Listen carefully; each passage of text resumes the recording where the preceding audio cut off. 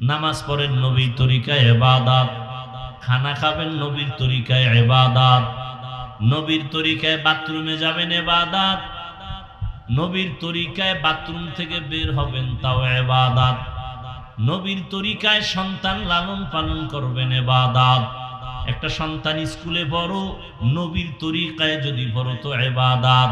বলে নবীর তরিকায় ইংরেজি আবার পড়ে কেমনে? নবীর যুগে তো ইংরেজি ছিল না, অঙ্ক ছিল না, বাংলা ছিল না, ভূগোল ছিল না।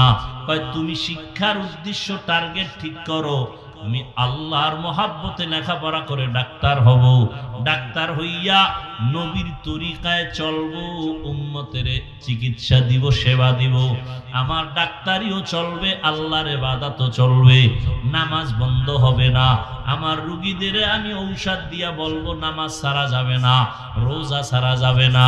তাহলে আমিও আল্লাহর দিকে আগাবই, বান্দা আমার উসিলায় নবীর তরিকার দিকে আগাবে, ডাক্তার ডাক্তারি হইরাও জান্নাত পেয়ে যাবে। কি ডাক্তারের জাহান্নামী বলা যাবে? ওই যে এক ডাক্তার সাহেব এখানে 50,000 না 1 লাখ টাকা দান করছে, হ্যাঁ 1 লাখ দিছে। দ্বীনের মহব্বত কতটা! 5 ওয়াক্ত নামাজ পড়ে ডাক্তার নাই, র্যাব আর্মি পুলিশ বিডিআর 5 বেলার নামাজ পড়ে 1 টাকাও হারাম খায় না, এরকম কেউ নাই।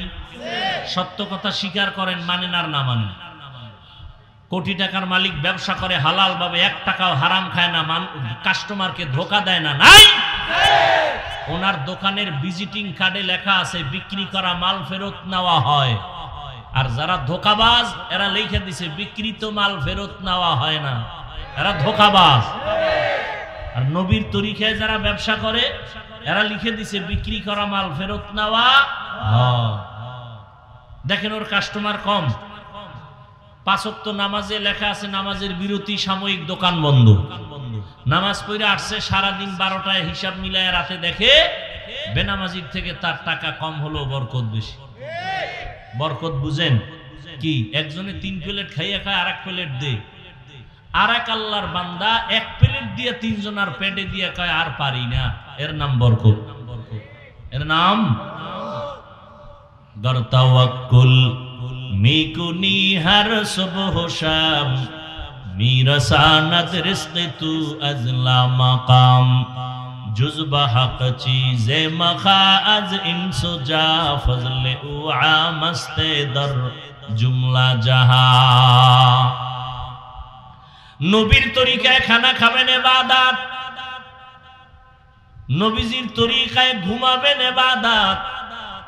রহমতের নবী বলেন কেউ যদি এশার নামাজ পড়ে ঘুমাও, ঘুম থেকে উঠে যদি আবার ফজরের নামাজ আদায় করো, নবীজি বলেন ঘুমাইয়া যেই সময়টা কাটাইলা ওই সময়টাও নেকের পাল্লায় ওজন হয়ে যাবে। আমরা কি নবীর তরিকায় ঘুমাই? কি এই মোবাইলের গোলামেরা, আমরা মোনাজাত ধরি বইয়া, আর তোমরা মোনাজাত ধরো হইয়া, মাঝখানে মোবাইল। সারা রাত মোবাইলে কবিরা গুনাহ, কবিরা গুনাহ, কবিরা গুনাহ, কানের মধ্যে গানের তার লাগানো। ও যুবক, আজরাইলের আল্লাহ যদি পাঠায় দেয়, আয়েশা যদি দেখে কানে গানের তার লাগানো, বেঈমানের বাচ্চাকে বুঝাইলো তওবা করত, তুমি বুঝো না কেন? সারাটা রাত মোবাইল চালাইয়া চেহারা নষ্ট করে ফেলেছো, খবর নাই। অথচ আল্লাহর দেওয়া রাতের ঘুম পৃথিবীর প্রত্যেকটা মানুষের শরীরের জন্য একটা ফ্রি মহা ঔষধ। রাতের ঘুম শরীরের মহা ঔষধ। আজকে তুমি সেই ঔষধ ব্যবহার না করে রোগী হয়ে গেছো। কি চেহারার মধ্যে কোনো লাবণ্যতা নাই, উজ্জ্বলতা নাই, আলো নাই, চেহারা নষ্ট। 40 বছরের আগে তোমার চেহারা নষ্ট হওয়ার কথা না, অথচ 25-26 বছরে তোমার চেহারার দিয়ে তাকাইলে ঘৃণা লাগে।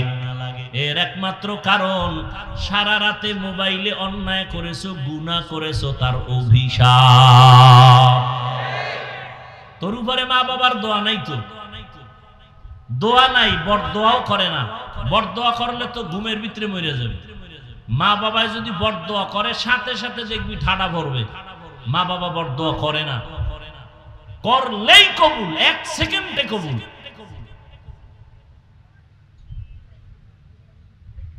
আরে মিয়া বক্তা হইয়াও তো চেষ্টা করি মা বাবার খেদমত করার, মুরব্বীদের জুতা টানার। আর তোমার 26 বছর বয়স, তুমি বাসায় গিয়া প্যান্ট শার্ট খুইলা রাখো, তোমার আম্মা চাকরানি ধুইয়া রাখবে। খানার প্লেটটা ফেলে রাখো, মা ধুইয়া রাখবে। মা তোর চাকরানি। অথচ উচিত ছিল তুমিও নিজের কাপড় নিজে ধুইবা, মায়েরটাও ধুইয়া দিবা। নিজের মশারিটা নিজে টানাইবা, আম্মা জানের মশারিটাও টানায় দিবা। হাত উঠাইয়া দোয়া লাগতো না, মায়ের কলিজাটা ঠান্ডা হয়ে যাইত।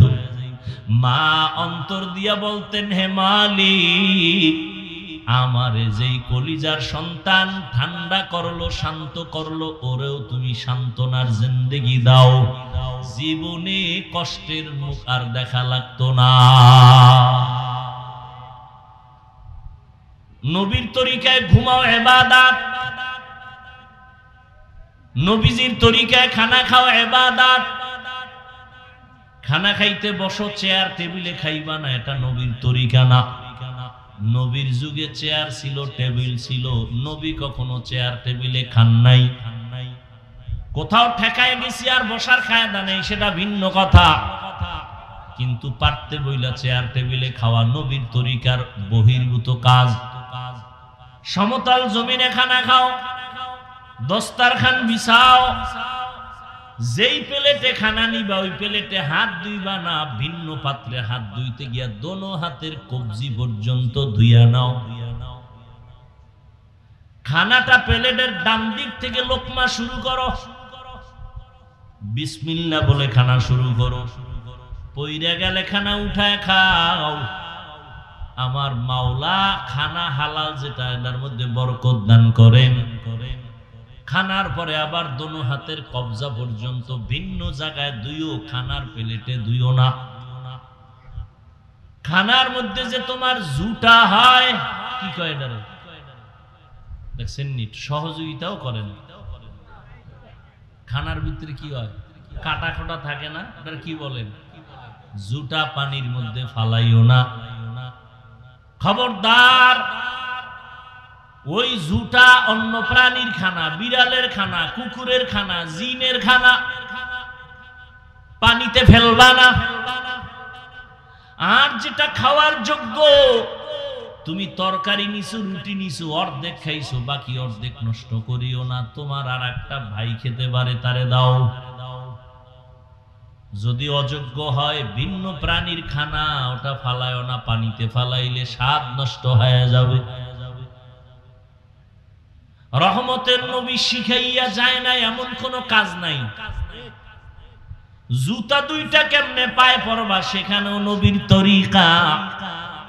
ডান পাও ডান জুতায় আগে ঢুকাও, সুন্নত। বাম জুতায় বাম পাও ঢুকাইবা পরে, সুন্নত। কোথাও তুমি হাঁটা শুরু করেছো, ডান পাও আগে দাও, সুন্নত। কোন দোয়া পারো না, শুধু বিসমিল্লাহ বলো, তাতেও হবে সুন্নত। ঘরে ঢুকছো, ডান পাও দিয়ে ঢুকো, জোরে সালাম দাও। এত জোরে সালাম দিবা, 5 তলা বিল্ডিং পর্যন্ত যেন সালামের আওয়াজ যায়। মানুষ শুনুক আর না শুনুক, অদৃশ্য দুশ্মন আছে তোমার বাড়ির মধ্যে, সালামের বরকতে পালায় যাবে। কি অদৃশ্য দুশ্মন আছে না? জানালা দিয়া দুপুরের আজানের আগে ম্যাডাম তাকাইছে, ঘরে এসে বিছনায় হইয়া কয় মাথা ঘুরায়, ধরছে অদৃশ্য দুশ্মনে। ঠিক নেই? বাথরুমে খালি মাথায় যাইও না, অদৃশ্য দুশ্মনের আড্ডাখানা বাথরুম।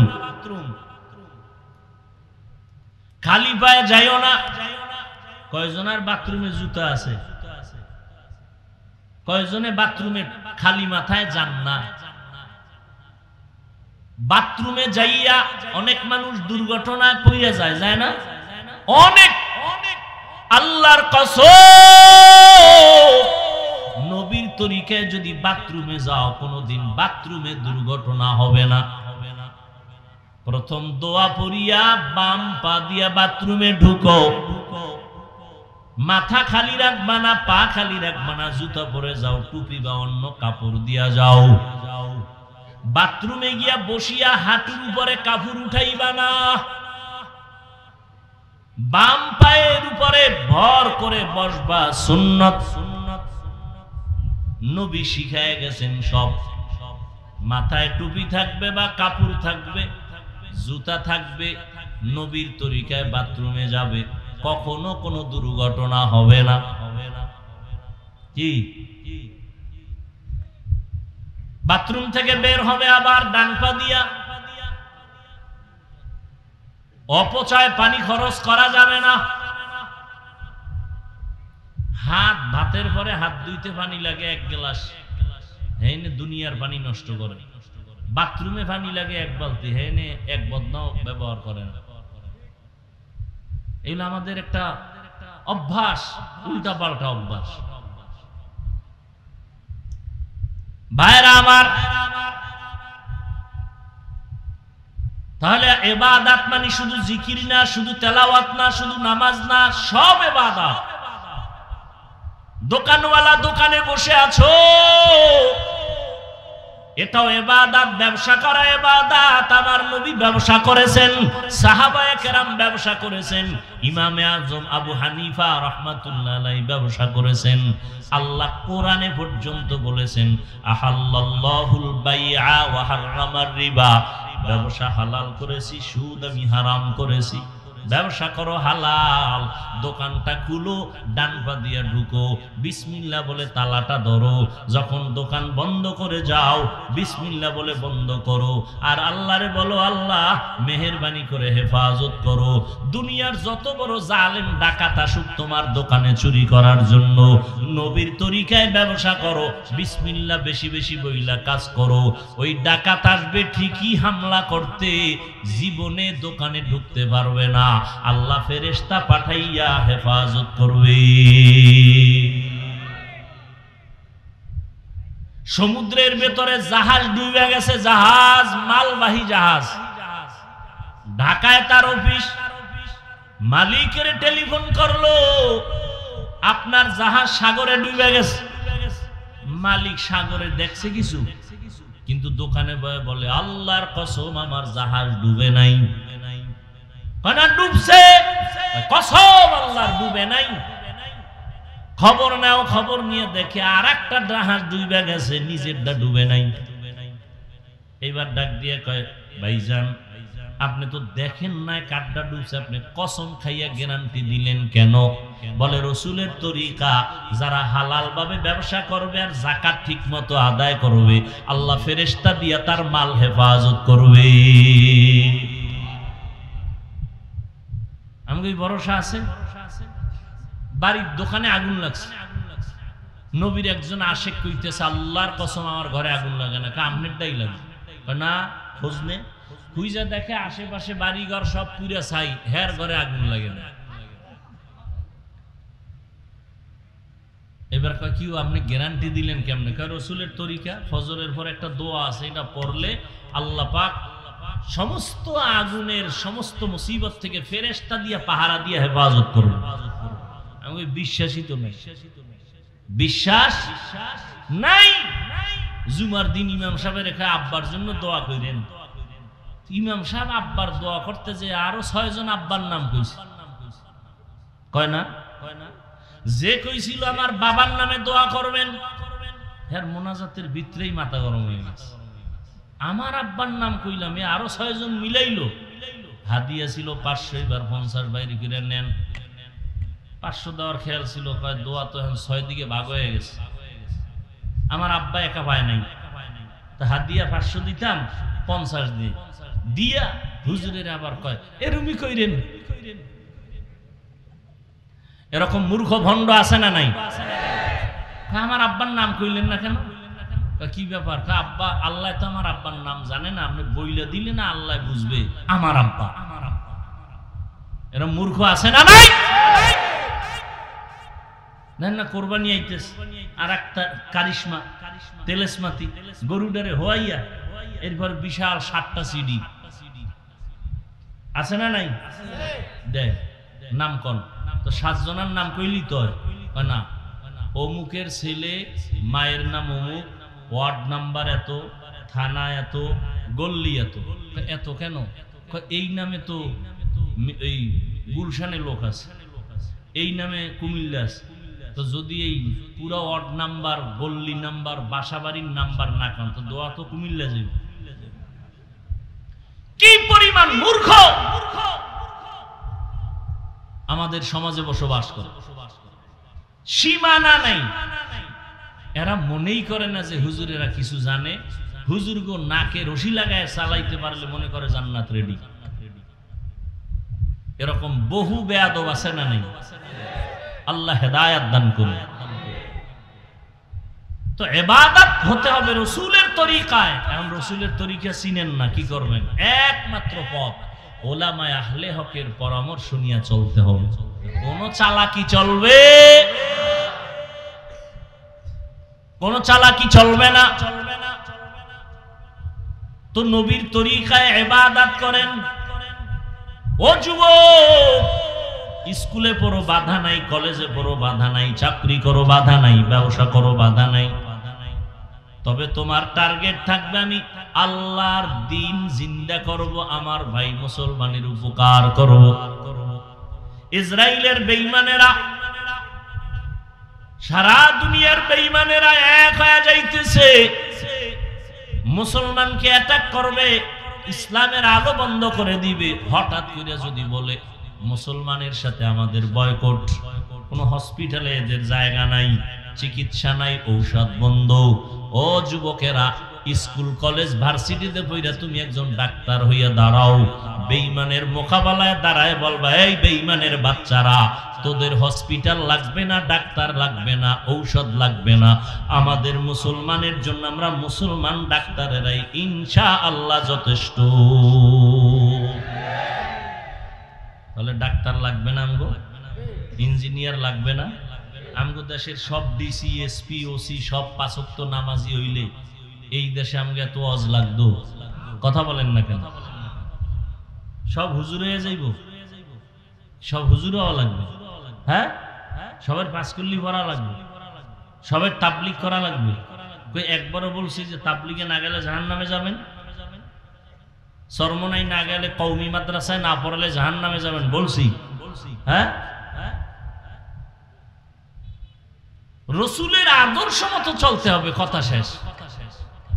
এখন আপনি রসুলের আদর্শ চিনেন না, যে চিনে, যে জানে তার কাছে যেতে হবে, সোজা কথা। রসুলের আদর্শ ভালো মতো চিনে জানে একমাত্র উলামায়ে আহলে হক। উলামায়ে আহলে হকদের কাছে যাবেন আর নবীর তরিকা মতো দ্বীন ইসলাম অনুযায়ী চলবেন, নামাজ পড়বেন, নবীর তরিকা মেনে চলবেন, মা বাবার খেদমত করবেন, আল্লাহর মুহাব্বত নিয়ে নবীর তরিকায় চলবেন, আল্লাহর কাছে পিছনের গুনার জন্য তওবা করেন, আর নামাজ ছাড়বো না, বেপরদায় চলবো না, মা বাবাকে কষ্ট দিব না, নবীর তরিকা মানিয়া চলবো, উলামায়ে কেরামের পরামর্শ নিয়ে চলবো। যারা যারা আল্লাহর মুহাব্বতের তৈরি আছেন, দুটো হাত আমার আল্লাহকে দেখায়া দেন। আয় আল্লাহ আমাদের তওবা কবুল করেন, আমাদের ইবাদত নবীর তরিকায় চলার তৌফিক দান করেন। আয় আল্লাহ গুনাহ মুক্ত জীবন নিয়ে চলতে পারি তৌফিক দান করেন, আমিন। আলহামদুলিল্লাহি রাব্বিল আলামিন, والصلاة والسلام على سيد الأنبياء والمرسلين وعلى آله وأصحابه أجمعين. يا أرحم الراحمين، يا أرحم الراحمين، يا أرحم الراحمين. رب ارحمهما كما ربياني صغيرا. اللهم إنك عفو كريم تحب العفو فاعف عنا. اللهم إنا نسألك رضاك والجنة ونعوذ بك من سخطك والنار. رب ارحمهما كما ربياني صغيرا. اللهم إنا نعوذ بك من البرص والجنون والجذام وسيء الأسقام ربنا ظلمنا أنفسنا وإن لم تغفر لنا وترحمنا لنكونن من الخاسرين ربنا آتنا في الدنيا حسنة وفي الآخرة حسنة وقنا عذاب النار আয় আল্লাহ আজকের মাহফিল কবুল করে নেন আয়োজনকারীদের কবুল করে নেন দান সদকা যারা করেছেন কবুল করে নেন আয় আল্লাহ এলাকায় শান্তি দান করেন মা বোনদের আবেদা বানায় দেন সন্তানগুলো নেককার বানায় দেন আয় আল্লাহ যারা লেখাপড়া করে পরীক্ষার্থী কামিয়াবি দান করেন সারা দুনিয়াবাসীকে মাফ করে দেন প্রবাসে যারা কাজ করে হেফাজতের সাথে কবুল করে নেন আয় আল্লাহ